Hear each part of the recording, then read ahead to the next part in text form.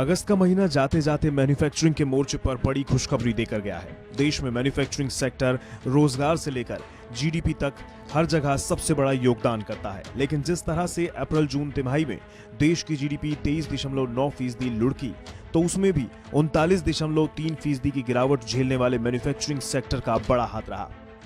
अब जिस तरह से जुलाई और फिर अगस्त के मैन्युफैक्चरिंग सेक्टर के आंकड़ों ने उम्मीद जगाई है, उससे भरोसा बढ़ा है कि जुलाई सितंबर तिमाही में देश की जीडीपी का हाल पहली तिमाही जितना बुरा नहीं होगा। दरअसल अगस्त में मैन्युफैक्चरिंग सेक्टर का परचेजिंग मैनेजर्स इंडेक्स यानी पीएमआई 52 अंकों पर पहुंचा है। 50 से ऊपर का पीएमआई इस बात का संकेत है कि मैन्युफैक्चरिंग गतिविधियों में बढ़ोतरी हो रही है। जुलाई में मैन्युफैक्चरिंग सेक्टर का पीएमआई 46 था, यानी जुलाई तक भी गतिविधियों में सुधार था, लेकिन ग्रोथ नहीं हो रही थी।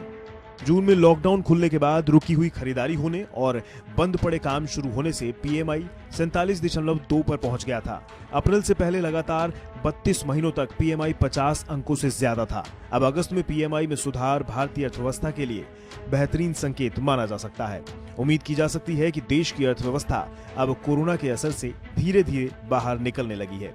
अप्रैल जून तिमाही के आंकड़ों में लॉकडाउन की वजह से तबाह हुई इकोनॉमी का हाल साफ देखा गया है। It is really critical that the uncertainty from the pandemic, comes back. We all resume normal lives. Only then discretionary spending will come back to, to normal levels. On the supply side, though, actually, we in the ministry track about 60 odd high frequency indicators on a fortnightly basis, and we come up with what we call the fortnightly economic review. There, if you see e-way bills, even power consumption, they are back to actually the same levels as last year. And these are typically, power consumption is a leading indicator of economic activity.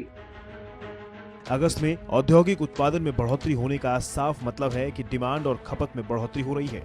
यह अर्थव्यवस्था की recovery के संकेत हैं।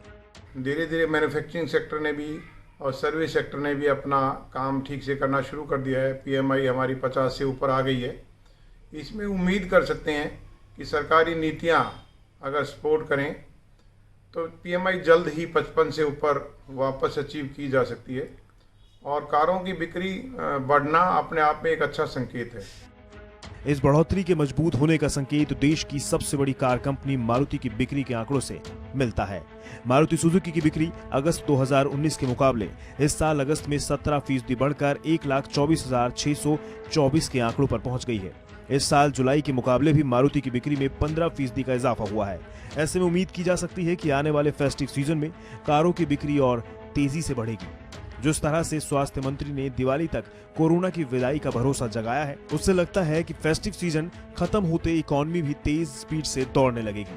हालांकि बेरोजगारी की दरों में बढ़ोतरी अभी भी चिंता का सबब बनी हुई है।